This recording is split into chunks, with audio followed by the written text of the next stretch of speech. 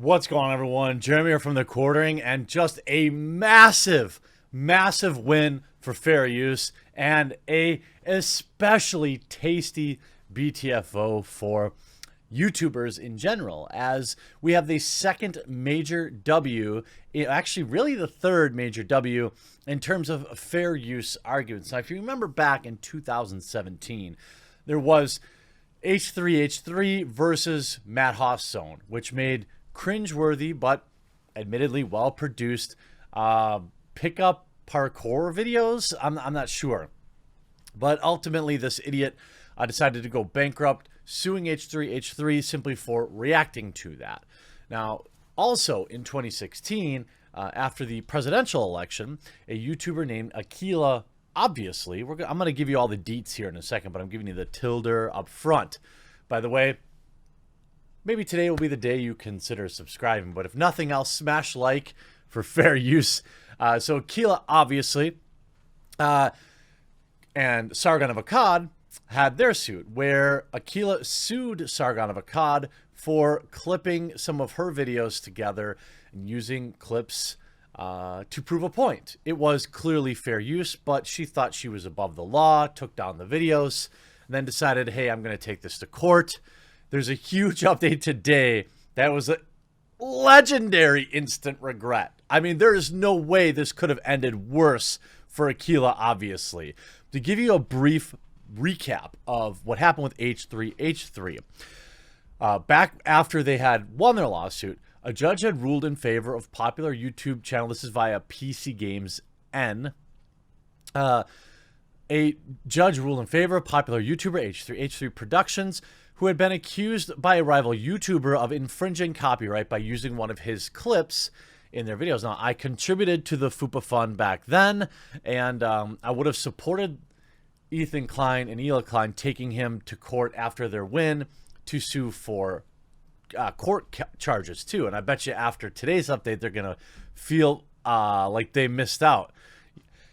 H3H3's husband and wife team, Ethan Klein and Hila Klein, defended their use of Matt Haas' footage in their video, a legal principle that protects the use of copyrighted material for such purposes as commentary, criticism, parody, news reporting, and research. Before the current monetization crisis, false or dodgy DMCA claims were the #1 issue facing YouTubers, and particularly those making comedy content. Judge B. Catherine Forrest ruled with the Klein, saying, quote, "Any review of the Klein video leaves no doubt that it constitutes critical commentary of the Haas video. There is also no doubt that the Klein video is decidedly not a market substitute for the Haas video." And that's a big point to make. The idea that using a clip of somebody else's video would infringe on the interest in their original video. That's very cut and dry, I think, in terms of when you look at reaction videos nowadays, where people just sit there and watch the latest music video. I would argue that those do cut into it, but that's neither here nor there. It's a very fine line. You've got to edit. You've got to be transformative. You can't just sit there and watch the video of Twitch streamers. Sorry. For those and other reasons set forth below, defendants' use of these clips from the Haas video constitutes fair use as a matter of law. They're rather pleased with themselves, as you can see above the picture below. Now, the reason this was so important is because there hadn't been, until this point, a major precedent set for fair use in the YouTube community. Now, we know that super huge mega corporations like CBS, they don't care. Warner Brothers Chapel Hill, they don't care about fair use. And it's still going to take, I think, one small brave YouTuber to take one of these jokers to court. We can see with the CBS release of, what was it, Below Deck, like a week or two ago, they were doing global takedowns of any videos of people reacting and, in my opinion, using fair use to critique the new cartoon that looks awful. He continues, You may be wondering what that has to do with gaming. The vast majority of gaming YouTubers, including PC Games N, uses footage from third parties and videos, often to illustrate commentary, but sometimes to make analytical points about specific moments of gameplay. Had Haas won, it would have set a precedent that it would have made it easier for rights holders to strike those videos, lowering the quality and variety of gaming content on YouTube. Bad news if you enjoy watching critical Let's Plays. Fast forward now, 2016 election meltdown of Akilah, actually, which was legendary. There were a lot of legendary meltdowns. I never understood why people get, like, just wait 4 years and vote again. Anyway. So she decided that she wanted to lose a lawsuit. And in February of this year, judge rules in favor of Carl Benjamin over Akilah in, quote, SJW levels of awareness YouTube video. The judge ruled that the video easily met all 4 fair use standards. Now we have a second, just wait, because this gets better. Now we have a second case on the records. And every YouTuber that successfully defends their fair use in court gets, to me, an immense amount of respect, because they will forge the path that future YouTubers will rely on to create content. It's almost election time once again in the U.S., and this is via reclaimthenet.org. But one legal controversy that arose from the 2016 presidential ballot aftermath, as it played out on social media among 2 YouTube creators, just got its court outcome now. Fair use under U.S. copyright law, such as it is a tough nut to crack even at the best of times. It allows for limited use of copyrighted content without permission if the purpose is to provide commentary, criticism, or parody. It took nearly 3 years for federal court in Manhattan to rule to dismiss a copyright infringement lawsuit brought by Akilah Hughes, a U.S. YouTuber, against Benjamin, a UK YouTuber. Probably lost tens of thousands of dollars.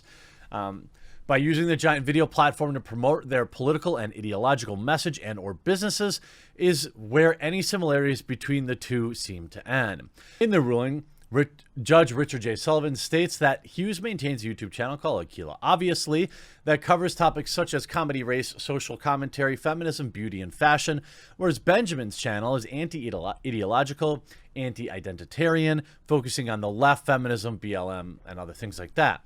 And these two content creators, two content creating and real-world realities clashed hard after Clinton's defeat to Donald Trump, which Hughes documented in a video titled, "We Thought She Would Win." Hughes' video consisted of footage she filmed at Clinton's election party in New York and her commentary in the wake of the defeat in the candidate she supported. Benjamin responded to the video by pointing one of his own about 5 times shorter entitled SJW Levels of Awareness, consisting entirely of a number of clips edited from the original work posted by Hughes. What ensued was an exchange of accusations, insults on Twitter. A feud between Benjamin documents a series of screenshots and a video he now has posted announcing his victory in the legal case.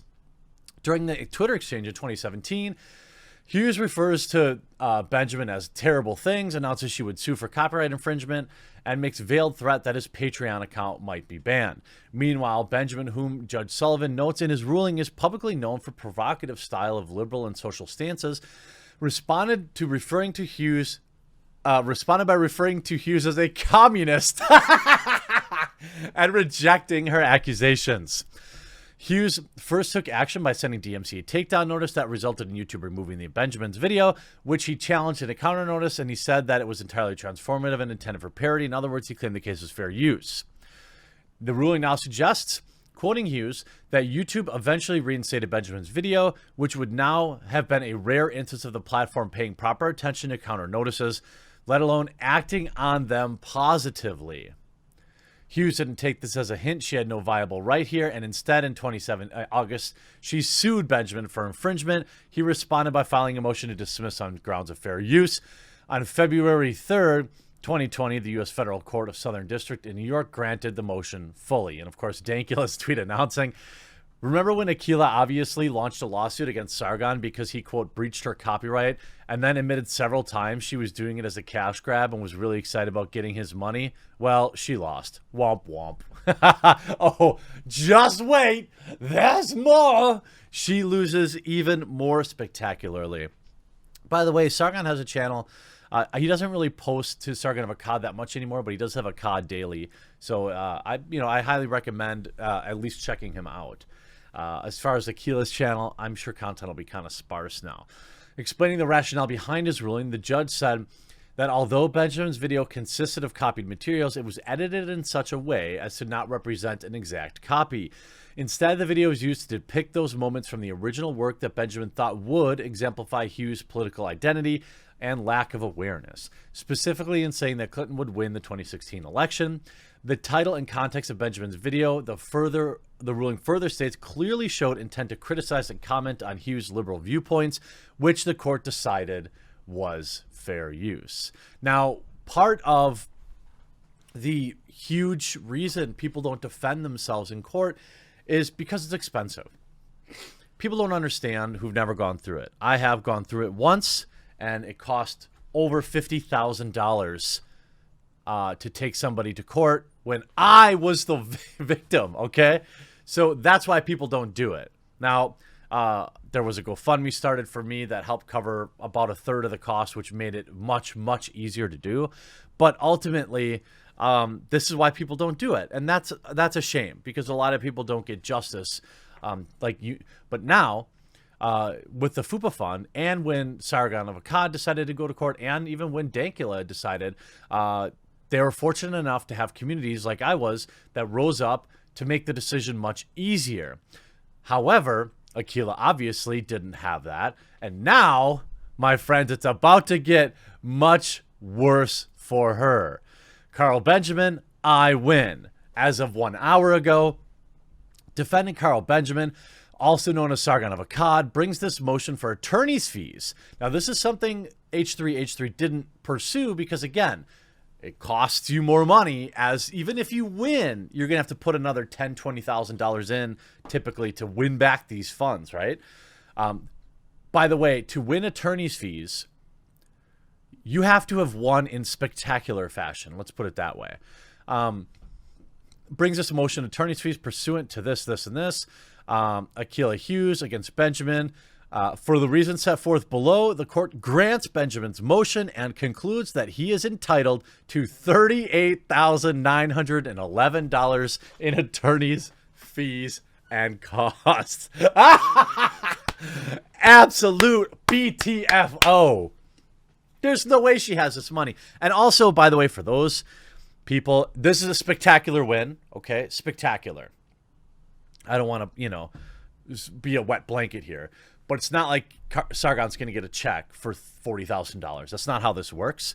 Akilah obviously will say she doesn't have any money, and she'll have to pay him $50 a month for the rest of her life. That's how winning money in court really works. Unless she actually has the money, which I doubt it. So nonetheless, another stamp on a third reference point for people who need to go to court to defend their fair use. So thank you, Carl, for doing this, for taking this on, because even without the financial side of things, a court case is very stressful. People go through your finances, people dig around, you got to travel, you got to do depositions. Even if you're 100% in the right, they're very stressful. So thank you for putting another win in the books for your fellow YouTubers. And Akilah, obviously, thanks for being a moron. I hope you enjoyed this video. We'll talk to you again real soon.